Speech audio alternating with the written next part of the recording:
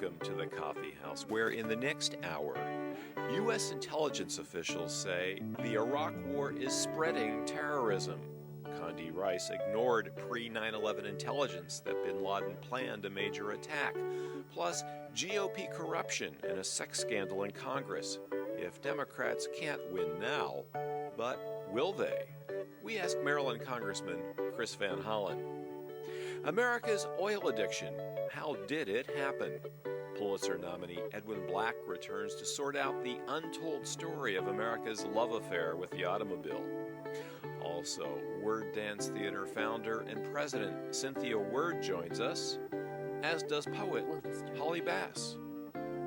Have I considered the man who could be in my bed? His legs extending beyond the sheet's edges, his labored breathing, morning breath.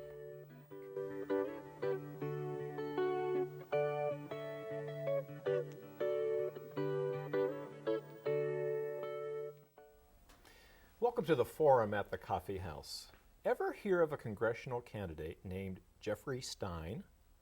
Odds are you haven't, which is all the evidence you need that the election for Maryland's 8th District House seat this year is contested only in name. The name, Jeffrey Stein, will appear on the GOP ballot line next to that of our guest, Democrat Chris Van Hollen, who is seeking his third term representing most of Montgomery County and a sizable chunk of Prince George's County in Congress. Chris, welcome back to the Coffee House. It's good to be with you, Mark.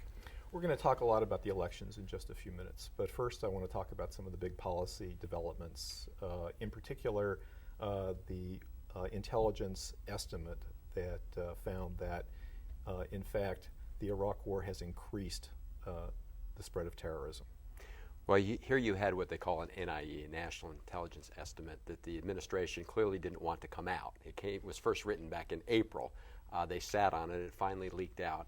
And what it said was something many of us have been saying all along, but this time it was said by the 16 intelligence agencies. Every intelligence agency in the United States government came to consensus and agreed that the war in Iraq has actually fueled terrorists around the world. It has become, in their statement, the cause célèbre, and it has been a recruiting tool. And in fact, the result of going to war in Iraq and stirring up the hornet's nest and taking the lid off Pandora's box has been to make the United States less safe, not more safe. And now we're hearing it not just from the critics of the war in Iraq, but from every one of the 16 U.S. intelligence agencies. The Bush administration is saying that the timing of the release of this leak is suspicious in that it's right before the election. Well, I guess the issue is why it was this information that the administration was hiding from the public. After all, if you look at the NIE and you look at the part that's been released, it doesn't disclose any of what is called sources and methods. I mean, nothing is compromised in terms of how this information was gathered. This is analysis and policy conclusions. And what I think is reprehensible is the fact that the administration decided to sit on this NIE. After all, in the past, when national intelligence estimates have suited the administration, they have either released them all or they have cherry-picked different parts of it. So I think the big question is, why were they sitting on it? Why were they not sharing this information with the American public? At the same time, the president was out on the hustings telling people that things were just going really well in Iraq, that the worst of it was over, that we're turning the corner. Every 6 months we seem to be turning the corner in Iraq, according to the president. And he was again on the campaign trail talking about how things were going to get better in Iraq when he had this intelligence report saying that's not so, Mr. President, that Iraq has made us less, not more safe. And I think the big question is, once again, why didn't the president share this very important information with the American people? I'm glad it's come out so that people now know what their intelligence agencies have concluded. One of the ancillary effects of the Iraq War has been a constriction in civil liberties in some arenas, and one area where this is most telling is in interrogation of terrorism suspects. There was recently an accord intra-Republican accord on the bill that the president's initiative in order to enable stronger techniques to be used in interrogating, and that the president gets to decide when they're in violation of international law. Yeah, I think Colin Powell had this right, former Secretary of State, former head of the Joint Chiefs of Staff, when he said, by pushing for these changes in the Geneva Convention, we were going to undermine America's moral standing and our credibility around the world, which is already tattered and shredded in many ways. We need to be about the business of restoring that credibility for our own national security sake. Instead, what you've got is a piece of legislation that undermines that effort. It makes our troops overseas less safe because it says we're willing to settle for lower standards, we're willing to settle for more aggressive interrogation techniques, we're willing to settle for things that border on torture and in some people's mind are torture. So what does that do to our troops when they're captured overseas, whether it's in this conflict or in a future conflict? And the United States says, you shouldn't be treating our prisoners that way. And they say to the United States, well, you said that was okay. So it hurts our own troops and puts their safety in jeopardy. Number two, it just undermines what the United States stands for. I mean, this is a debate about what we as a people stand for. And I think that the United States, which has stood up for human rights, was one of the countries that pushed for the Geneva Convention in the first place, that we've fallen very badly when we're leading the effort to change it. Now, yes, they got agreement, McCain and others, not to write in the legislation changes the Geneva Convention, but at the end of the day, they have given the president the authority to decide what constitutes torture and what does not constitute torture. And we know what this White House has said. It allows the program to continue, the CIA interrogations to continue in their current form, and I believe that sends a very bad signal. And the president has said that any interrogation that we conduct is not torture. Well, that's right. I mean, the president, he gets to say, because I've defined torture unilaterally, what I do is not torture, when we all know that things like waterboarding and some of the other techniques that they use are what I think most people would consider torture. Let's move on to the good war of the Bush administration, Afghanistan. There, we routed the Taliban, and we were able to ensure that free elections were held, or what appear to be. How's that doing? Well, it's not doing very well. I mean, and the terrible irony of all this is that the United States and the American people and Congress, we were all together in responding to the attacks from Al-Qaeda and Osama bin Laden that were, of course, using a failed state of Afghanistan with the Taliban for their launching pad. In fact, it wasn't just the United States Congress and the American people. The international community was with us. I mean, the UN passed a resolution unanimously saying, you know, this is a war that we're all going to join in terms of going after Al-Qaeda. But what we did was we squandered that consensus, and we took our eye off the ball and went into Iraq. And we did so without finishing the job in Afghanistan. Now you see a resurgent Taliban. In southern Afghanistan, you see much greater incidence of attacks, greater ferocity in the attacks. The administration disbanded the one unit in the CIA that was specifically dedicated to going after Al-Qaeda. And now you have a situation where the opium harvest in Afghanistan is a historic high, is helping to provide resources for the Taliban and Al-Qaeda. And finally, the Pakistani government has entered into essentially a non-aggression pact with those people, the tribal leaders and the Taliban up in the northwest frontier, what's called the Waziristan area. Now, President Musharraf was here recently. He tried to tell everybody not to worry. This was actually a step forward. In fact, we've seen an increase in Taliban attacks in Afghanistan.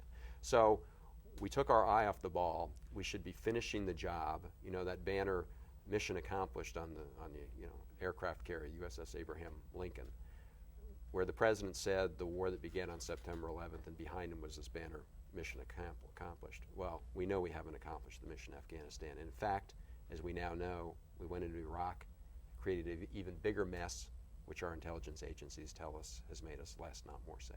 Let's see if this is going to translate into any change in November in Congress.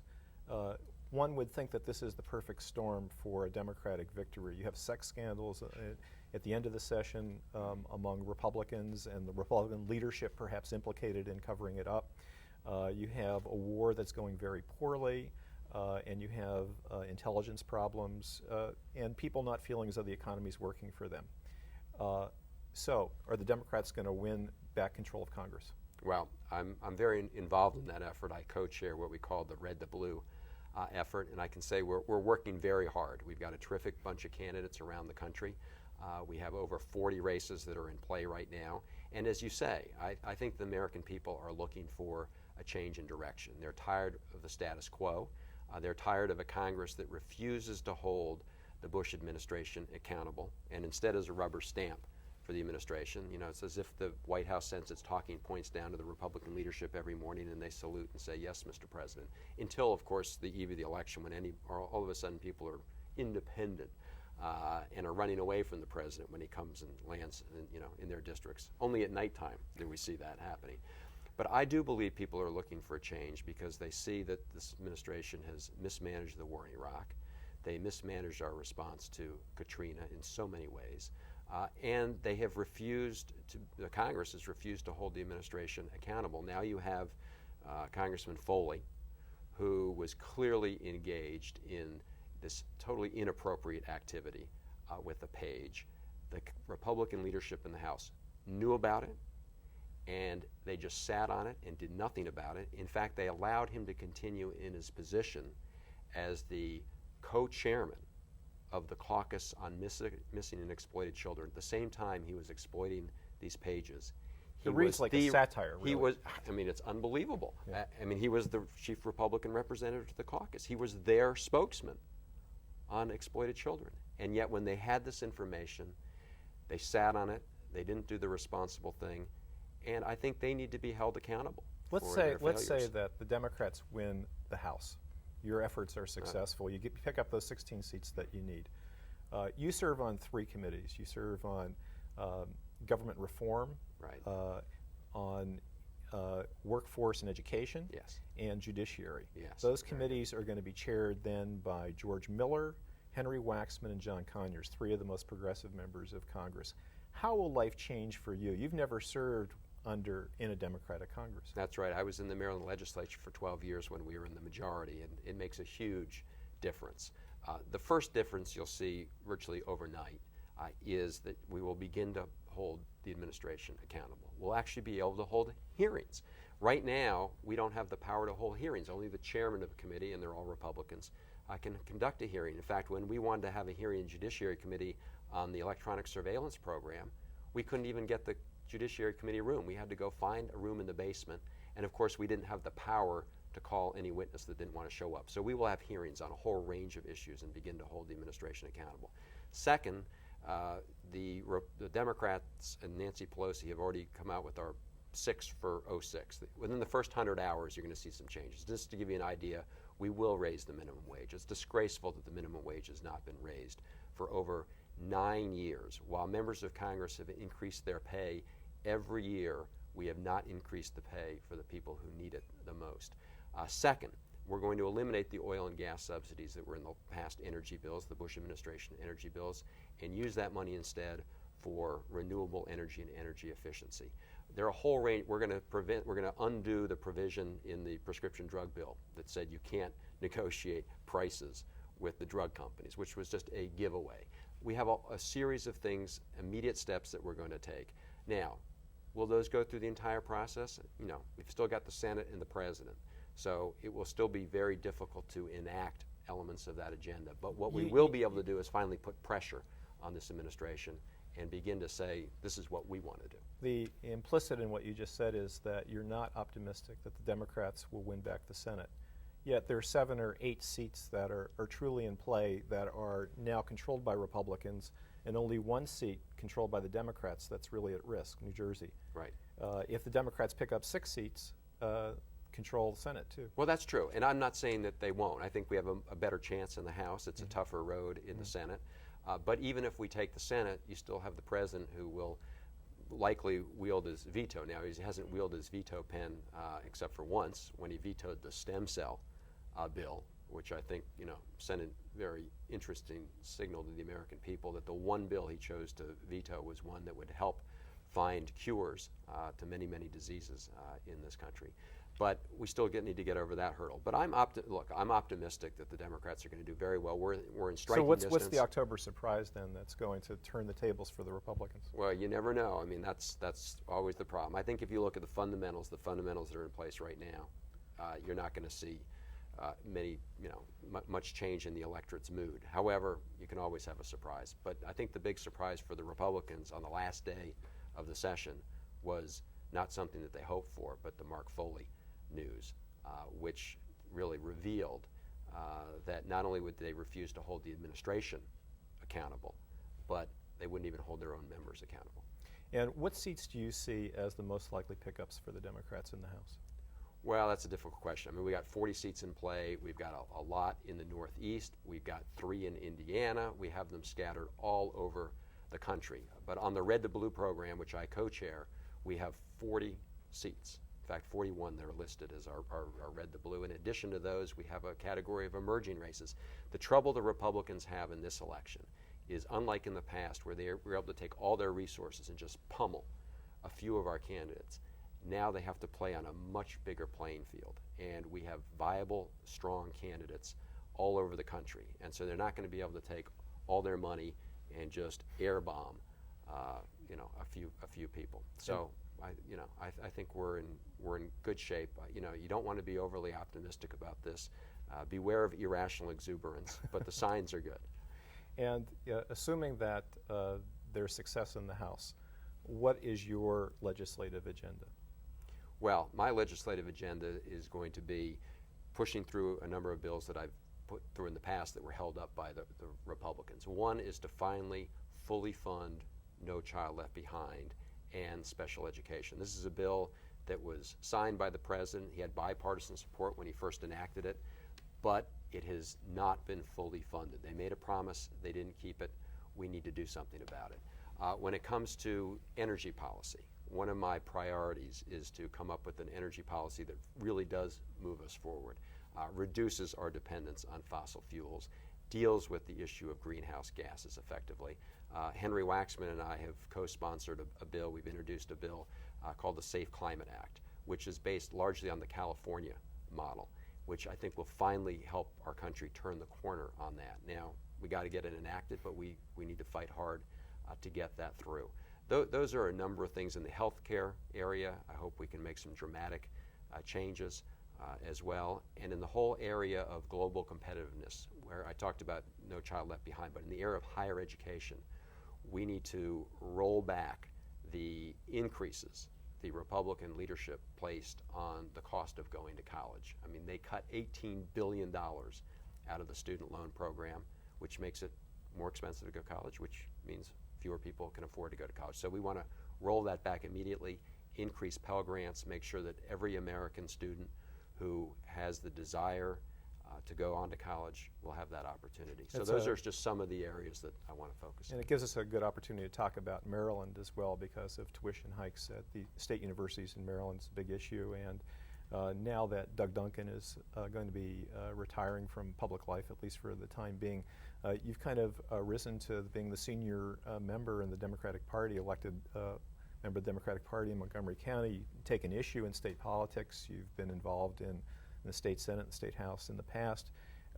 We have some important statewide races, especially the U.S. Senate and governor's races. How do you see those? Right now, I should say, October 2nd, snapshot, you're looking with a significant but not overwhelming lead for both Martin O'Malley running against Ehrlich for governor, and Ben Cardin running against Michael Steele for Senate. Right. Well, look, we're working very closely with both those campaigns. Obviously, the O'Malley campaign and the Cardin campaign. We're coordinating our efforts in Montgomery County in the 8th Congressional District. We've got a good field operation in place. Hopefully, people who are watching this will have their door knocked on by one of our volunteers. So, I'm optimistic that we'll get out a good vote here in Montgomery County and in the 8th Congressional District. We obviously need to work hard throughout the state, and they're doing that. They understand that they need to reach every corner of the state and every voter in the state.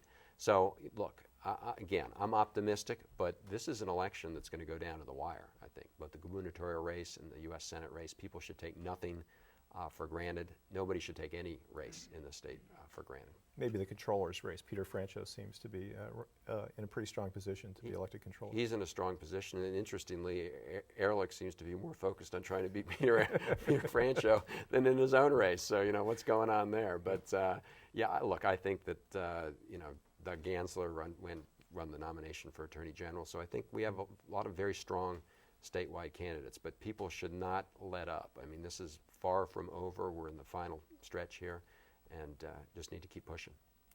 You usually stay out of inter-democratic party rivalries, and in the state Senate, you intervened at the 11th hour in the 20th district race in which Jamie Raskin unseated Ida Rubin, or apparently will unseat her. He beat her in the primary. She's been in the General Assembly, either in the House or in the Senate, for 32 years, and she was president pro tem. Right. What motivated you to get involved in that, and why Right. did you do that? Well, I hadn't originally planned to get involved in that race. I thought we had, you know, Jamie Raskin was a terrific candidate. My view generally in the Democratic primaries, let candidates duke it out and battle it out and see how it goes. But I decided to intervene first when a mailer, a piece of literature went out that essentially said that Jamie Raskin was not a Democrat and accused him actually of supporting the election of George Bush. And there was a complicated, ridiculous argument for that. And at that time I said, look, let's have a timeout here. Let's not have Karl Rove-style politics. Let's let the voters have a real debate on the issues. So I issued a statement. And I hoped that would be the end of it. But a few weeks later, the Rubin campaign There were a few, in intervening time, there were a few pieces of positive literature that came out from the Rubin camp as well about Rubin. Right, exactly. But then at the last hour, what happened is Senator Rubin's campaign sent out another piece of mail that had a picture of George Bush with one of those big bubbles come out of his mouth saying, "Thank you, Jamie Raskin." And I thought that was just too much to take. I mean, I think the voters are entitled to good information. Jamie Raskin was not a known candidate, and I think that there was a danger that people would start scratching their head and goes, you know, is he really a Bush supporter?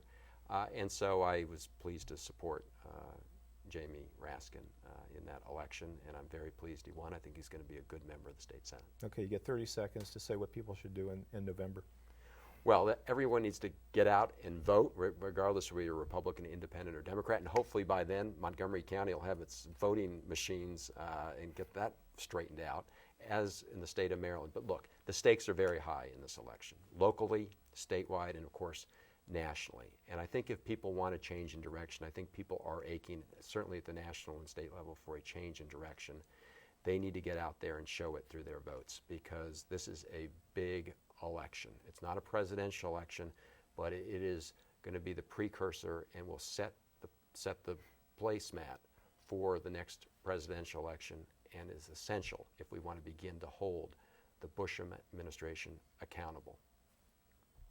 Many thanks to Representative Chris Van Hollen for joining us again in the Coffee House and sharing his views on the state of the world and the coming elections on November 6th. Who knows? Big changes could be in the wind. I'm Mark Cohen, and this has been Coffee House Forum.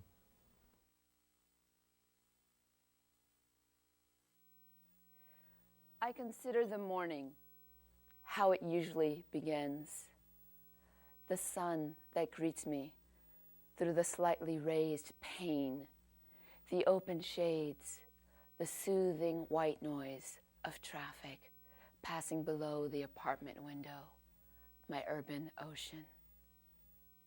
The dictionary, magazines, books scattered close, the journal, the pen within easy reach, the silence, the surety, nothing will disturb me. Have I considered the man who could be in my bed, his legs extending beyond the sheet's edges, his labored breathing, morning breath, considered the children who, accustomed to rising early for school, would bang on the door demanding a Saturday's breakfast of pancakes and sausages, would jump into bed with me and him, the journal, the pen. Considered, this poem might not be written, at least not here in the half-naked luxury of a bed belonging only to me.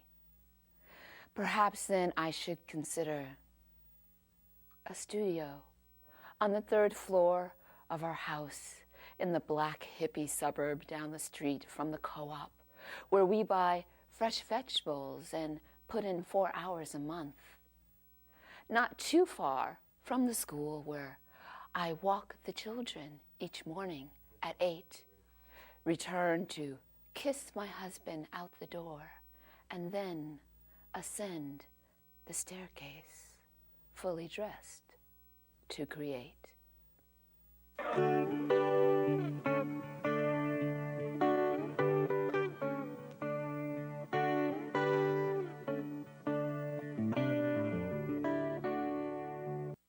Okay.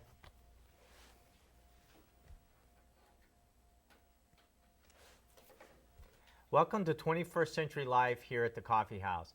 We Americans accept as an article of faith that despite the endless problems associated with oil consumption, environmental wreckage, negative health impacts, horrifying national security entanglements, we've had no choice.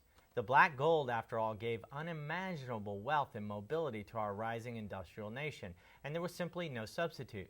But acclaimed author Edwin Black turns all these assumptions on their head in his new book, Internal Combustion: How Corporations and Government Addicted the World to Oil and Derailed Alternatives. Marshalling a mountain of evidence, including previously undisclosed documents, Black argues with stunning persuasiveness that it's all been, well, a scam. A legacy of corporate looting, deception, manipulation, and misinformation stretching back more than a century and still going strong today got us where we are. Alternatives to internal combustion, especially electric vehicles, have been perfectly viable options as far back as the 1800s. Greed just got in the way. Most important, Black now argues that we can end our forced addiction to oil, not in 20 years, not in 10, but right now. Edwin Black joins us to discuss his new book, which critics are calling masterful, devastating, and revolutionary. Edwin, welcome to the Coffee House. It's good to be here. Now, in your book, you sort of summarize a lot of what you write with the following sentence. You say, in energy, as in politics, power corrupts absolutely. What do you mean by that? Well, I actually went back to the beginning of recorded time, back to the ancient pharaohs, and I see that in every generation, power, fuel, energy has always been the domain of monarchs, manipulators, and monopolists. It has never been an honest commodity. And that's not only the pharaohs, that's not only ancient Egypt, that's medieval England, where wood was the province of the king and people were not allowed to use wood. And then the coal monopolies and the coal cartels. I bring that all the way up to the 20th century, actually just the beginning of the 20th century, where we see that electric cars, actually going back to the late 1890s, were everywhere around the United States. And how did these electric cars become subverted and replaced with gasoline-burning vehicles? Well, it's interesting. In your book, you do step back and you show how in every century, going way back, it's been energy that's really been the ultimate source of power and wealth. And if you can control wood, and after wood, coal, and after coal, electricity and gasoline, then you could control power. That's right, because wood was more valuable than gold, because without wood there was no smelting and you couldn't use gold. Well, one of the things I found most fascinating about your book was I didn't know that electric vehicles had advanced so much in the 1800s, so that around 1890s, around in 1900, actually electric cars and internal combustion cars were competing head to head. And you even had electric taxis in New York City. You had electric delivery vehicles way back in the 1890s. What happened? How come internal combustion overtook electric vehicles and we still don't have mass-produced electric vehicles? Well, that's a great question. Actually, in the 1890s, the bicycle monopoly got together with the battery monopoly to create the electric vehicle monopoly.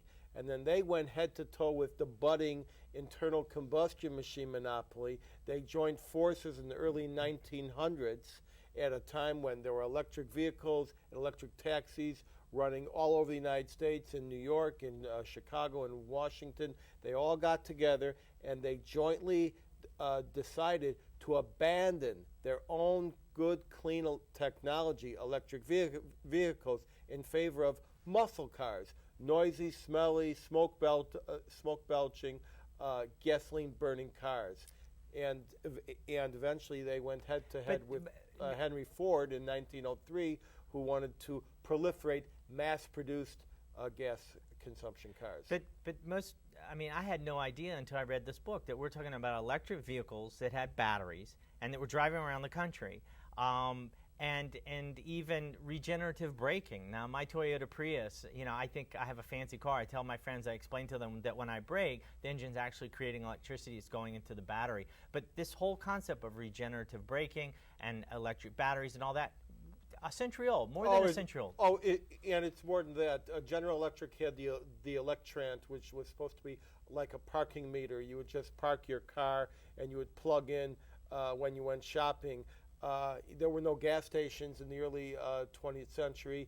The electric vehicles would merely go over a bay, swap out the battery in about 40 seconds instead of filling up a tank of gas. There were overnight electrical stalls. Actually, what happened was in 1914, and this is the swing year, after Henry Ford had won the battle against the internal combustion monopoly to sell cheap gasoline cars. He realized that he had won the battle, but he had lost the war. And he and Thomas Edison got together and decided to return this country to electric vehicles with an electric Model T. But through subterfuge and subversion, all these electric batteries, these wonderful light electric batteries that Edison was producing in New Jersey, by the time they got to Detroit, somehow they didn't work. But why did Henry Ford and Thomas Edison want to bring electric vehicles into mainstream? Why were they turning away? Why was Henry Ford, who had done so well with the gasoline vehicles, why did he then want to go to electric vehicles? Well, I said that he had won the battle but lost the war. Originally, Henry Ford was a populist, and he wanted internal combustion machines for everybody, the Model T. The original internal combustion and electric vehicle joint monopoly was for rich people. They were very expensive cars, so the average man was still constrained to a horse. When finally Henry Ford won this war, he realized that the entire nation was being polluted, not just along the train tracks, not just along the chimneys, but in every barn, in every stable, in every street. And he realized that there was a fuel shortage even back then, because fuel shortages were constantly manipulated since the days, oil shortages since the days of Rockefeller. And he said, what we really need is electric cars, home generated. So they would run off of wind turbines and solar right in your own backyard, not on the electric grid. So this is, you know, we talk now about this idea, this futuristic concept of maybe wind turbines in people's homes and electric vehicles. They were talking about this exact same thing in 1903. It's not futuristic. We don't need to reinvent the wheel. We need to excavate it from where it was buried 100 years ago. So what happened? Why was Henry Ford and Thomas Edison together thwarted in this effort to... Well, as I said, Thomas Edison was sending out these fantastic batteries from New Jersey ready to go into these electric cars in Detroit that Henry Ford was going to mass produce at a very cheap price point. And somehow by the time they got to Detroit, someone had tampered with them. They wouldn't work. This happened time and time again. And then his laboratory caught fire. And then when he was determined to stop the tampering, overnight he had a flash fire. He had all fireproof rooms and a fire brigade on premises. His entire compound burned down from a suspicious fire, even though the flammables like the turpentine and alcohol never caught fire. Then came World War I, and that was the end of the beginning of clean electric in this country. So we had a chance to have truly populous electric cars, home generation, wind turbines, all that. It ended. There was a lot of skullduggery, a lot of corporate manipulation, and we went to internal combustion engines, and we know the rest of that story for a while now. But electric trolleys endured through the middle of the 20th century. What happened there? What happened to the great electric trolleys that we had everywhere? Well, there were wonderful electric trolleys everywhere. There was hop on and hop off, meet me in St. Louis. People loved them. 15 billion passenger trips on electric trolleys during their heyday. So what happened? In 1935, the FDR administration passed the Public Utility Holding Company Act, which required the electrical utilities to divest themselves of their own trolley lines. Along came 5 uneducated bus drivers from Minnesota, the Fitzgerald boys, flush with money. They would go into a city, buy up the transit line, tear up the tracks, pave it over, and either destroy, sell off, or burn in a public bonfire these trolleys. And was there a problem with the trolleys? I mean, no, there was no problem, but they were always replaced immediately with gasoline-guzzling motor buses made by General Motors. So the FBI finally investigates, and they find out in these 40 cities there's one company involved, National City Lines. Who's behind this one company? A front company, General Motors, leading a criminal conspiracy along with Mack Truck, Firestone Tires, Standard Oil, and Phillips Petroleum to feed these guys millions of dollars in backroom deals on condition that they destroy the trolleys and replace them with with gasoline motor buses. Those failed, and that is how mass transit was undermined in 40 cities, and they were convicted of criminal conspiracy, and they had their eye on just about all the city transit in the United States to form a super cartel of transportation, which would be addictive to petroleum, and they succeeded in many ways. So this history that you take us back to medieval Europe and even back to the pharaohs, and you show how energy has always been monopolized. It's been the source of corruption. It's never really been a system where the markets have given consumers really what they want, and you show this with General Motors shutting down electric trolleys throughout the United States, and then we get addicted to the gasoline buses along with our gasoline cars. Now, General Motors, you say in your book that you interviewed a lot of automobile manufacturers and executives and a lot of energy leaders throughout the country, but General Motors wouldn't talk to you at all. It was the one company that they wouldn't respond to you at all. Why? Well, I had cooperation from Ford, from BMW, from Honda, and of course I had eventually I discovered that while GM was undermining mass transit in the United States, they were building up the transportation capabilities of Adolf Hitler during the 30s and the early 40s. Not at one point did GM allow me to even ask a question. They said no to everything. They wouldn't cooperate. They wouldn't even give me the address of their archives. But I found out the information. I was able to conclude that no one has done more to hurt transportation in the United States than General Motors. And now they're doing it again with their fake assault with corn ethanol, pretending that this is good for American transportation. You mean the company that builds the Hummer doesn't have our best interests at heart? That's right. In the 70s, after the oil shock, what did GM give us? They gave us the Escalade, they gave us the Hummer, while Brazil was getting down to business and becoming energy independent on Brazilian sugarcane ethanol. GM was truly addicting us more than ever before to petroleum. Well, let's talk about solutions. You say in your book that despite this sorry history of skullduggery and manipulation that got us, as you say, addicted to this polluting energy that has caused us so many problems. I mean, blood's flowing in Iraq every day. We've got global warming. This has been a real problem, and we got here not because of the free competition of markets in place, but because of these manipulations. How do we stop this? How do we get off of fossil fuels? How do we get into renewables? How do we stabilize global warming? How do we get out of this? Well, the answer is what vehicles exist today? There's compressed natural gas cars, which is a bridge technology because it's still a fossil fuel. These are available right now through Honda. There's plug-in electric cars, but the real answer is going to be hydrogen cars, which is just another way of saying electric cars, but the fuel cell is powered by a hydrogen exchange. BMW is bringing this out in April. General Motors is actually trying to turn over a leaf from their corrupt and criminal past and bringing out a hydrogen fleet next fall. But the big winner appears to be Honda. They are going to bring out an extraordinary hydrogen car, which I have driven, with a home energy station that's going to fuel your entire home, providing electricity, and 5 cars. This home energy station is going to be about as big as an air conditioning unit. They said it would be 10 years away. Then they said it's 3 years away. Now it's 2 years away. Where are we going to get the hydrogen? Where's the hydrogen come from? Well, the hydrogen's going to come from 2 places. It's either going to come directly from our compressed natural gas that's in every oven and in every backyard grill. And that's going to be cracked and going to generate electricity, or we're going to get it from water, and the electrolysis will be driven by solar, by wind, or by other alternative and renewable methods, and the pollution will be zero.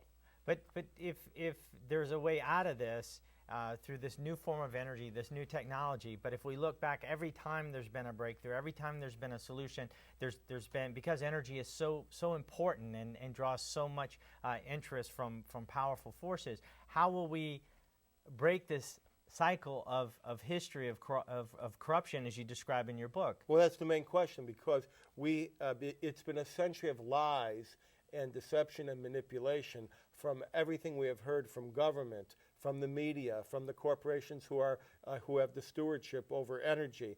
And what I've learned is that in this field, it's not government control, because the government will fail us.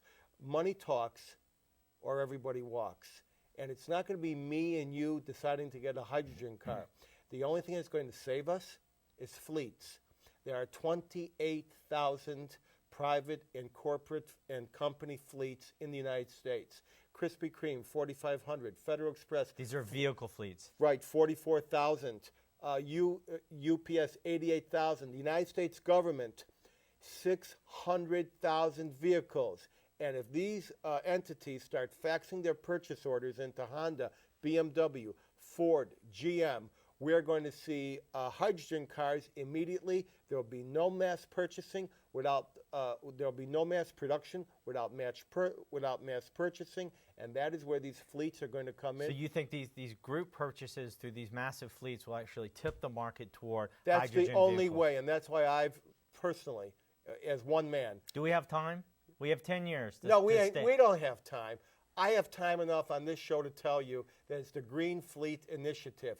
Find somebody who is a fleet manager, pressure that guy to fax a purchase order to Honda, BMW, or get in touch with you, and you can get in touch with me. I'll give the private numbers of the people at the car industry who are waiting to fill those orders. We just need to give them the market that they need to make the switch.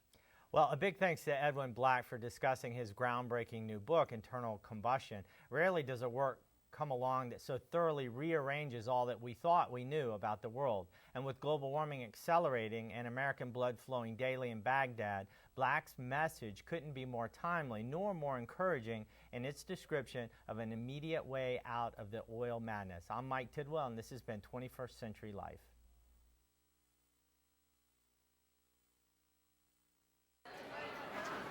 And welcome to Magical Montgomery.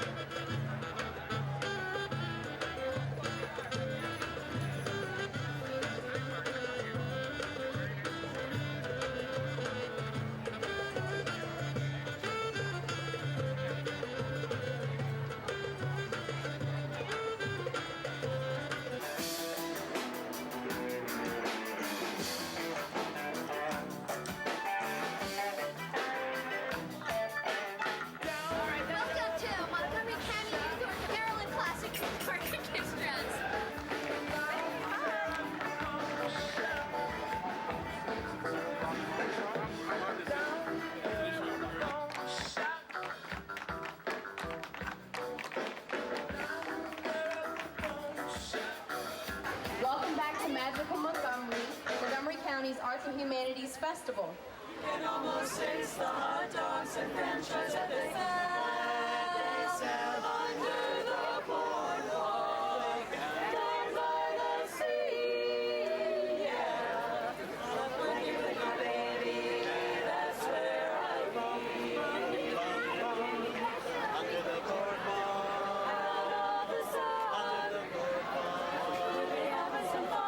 Under the boardwalk, people walking above. Under the boardwalk, we'll be falling in love. Boardwalk, boardwalk.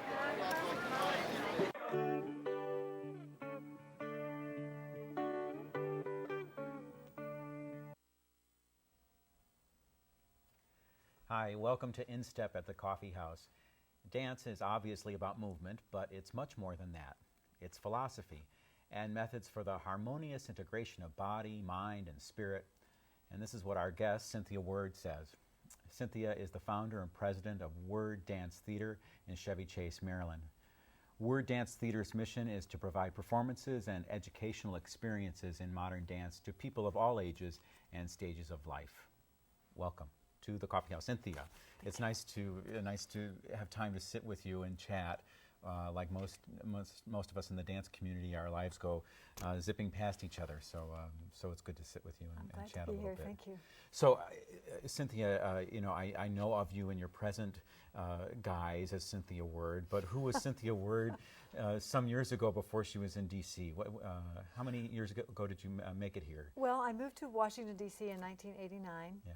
And prior to that, I had been in Houston, Texas for about 7 years. I'm actually from Texas, but I had been gone a long time. And so during the 80s, I was in Houston, and I had this opportunity because of Maida Withers to come up here, and I was on scholarship to the George Washington University MFA graduate program. At the time, they had a dance graduate program. They no longer have that.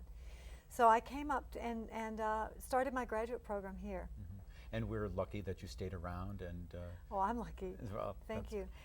And more recently, I feel like we've both lived in the 20th century, made our careers predominantly in that, and now we're in the 21st.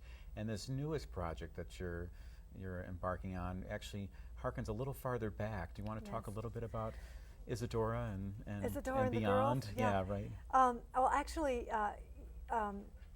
I started returning to the work of the original modern dance, the founders of modern dance, Isadora Duncan, Ruth St. Denis, and Ted Shawn, but really especially Isadora and Ruth. I, as a dancer and a choreographer and as a teacher, I felt that I needed to go back and visit, not the movement, but the philosophy of those great women, because I felt that I don't know if this is true of the field, but I felt that the dance field, the modern dance field, had moved somehow far away from something that I thought was really important. And I couldn't quite put my finger on what it was, including myself. Sure.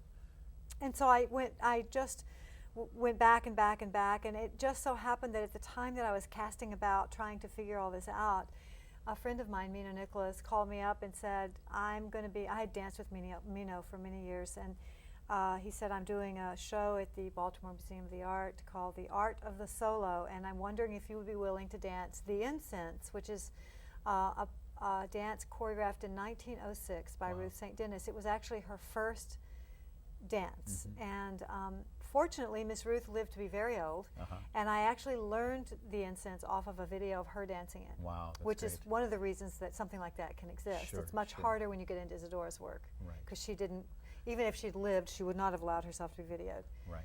So, but And that does started that- me back on that journey of going back and reading the philosophy of these great women, and I was like, oh, this is why I started dancing. This is what it is. It seems like you've come to this authentic place with the work.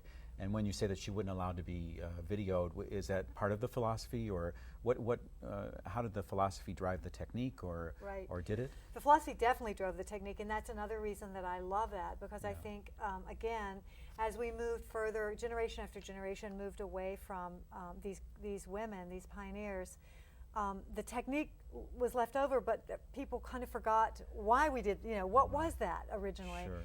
And so you know, the thing with, I think Isadora, who knows, had she lived longer, I'm sure she would have continued to be radical and a pioneer, and maybe she would have eventually embraced film and that kind of thing. She was very reluctant to be photographed or filmed, but she was drawn a lot. I mean, she always invited artists, and artists loved to come to her shows and to her studio and just sit and draw. So there was a lot of pictures of her, but I think she felt that she didn't, for some reason, didn't feel that it was soulful, the whole business of being caught on 2 dimensions. And this is bridging the 19th and 20th century, and you were mentioning earlier the Industrial Revolution and all that. I feel like here we are, the 21st century, the same thing. Yes. What relationship do you see, if any, to her choices then and your choices now to go back to some of that philosophy? Well, I think that's part of what drew me to the two women, St. Denis and Duncan, especially Duncan right now, is that I as I look around and I don't want to make really gross, huge statements, but I mentioned to you that I feel that we have become very mechanized in the way we view our bodies, the way we view other people, the way we view the world. Our mindset is very mechanized, and we have machine language throughout our vocabulary, and these women took a very strong stand about what a human really is, and the wholeness of what a human really is. And I think as we move forward with our technology, which is fabulous, I think there's a strong need to bring our bodies in our full glory of body, mind, spirit, and in our full consciousness and in our highest consciousness forward to our understanding of technology, because our technology is very powerful. And I think that there are a few ways to higher consciousness, a few gateways, and one of them is actually the human body. I think the body contains a great deal of wisdom, and that by working through movement with the body, you can learn a lot. I think nature is another one. Some religion, if you can enter a religion from a place of authenticity, I think that can be one. But so I think that these are gateways to higher consciousness, and I think these women were definitely working on trying to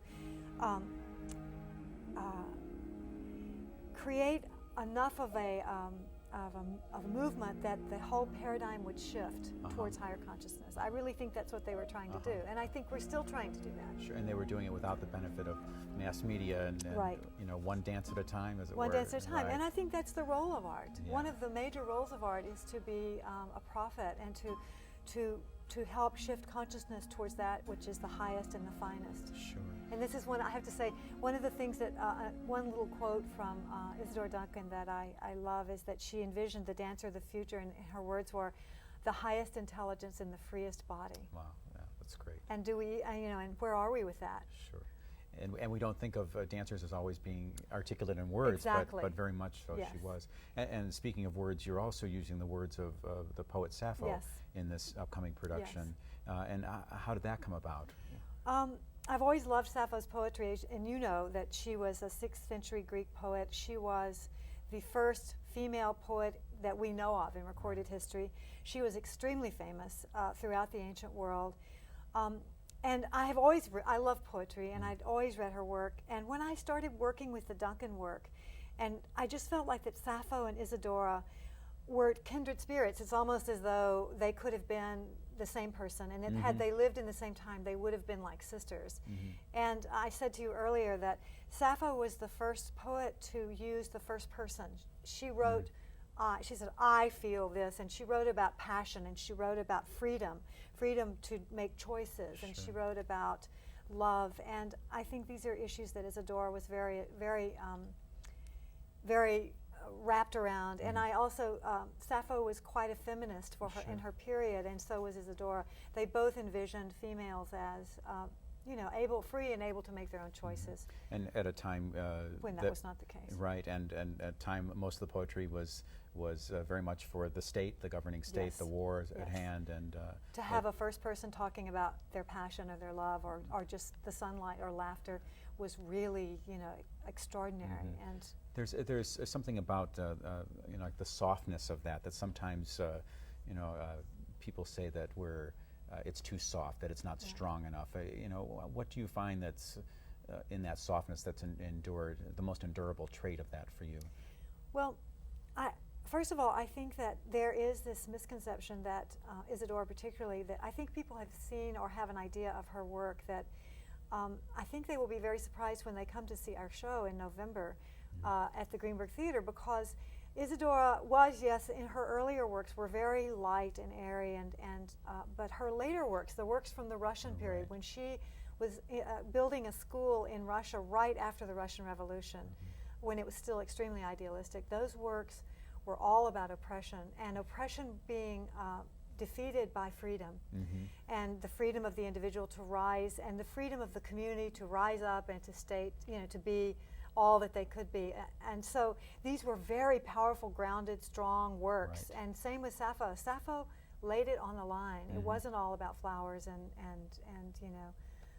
love poetry. It was all of it. It was the full range. That's great. Well, you lay it on the line too, which is really thanks, good.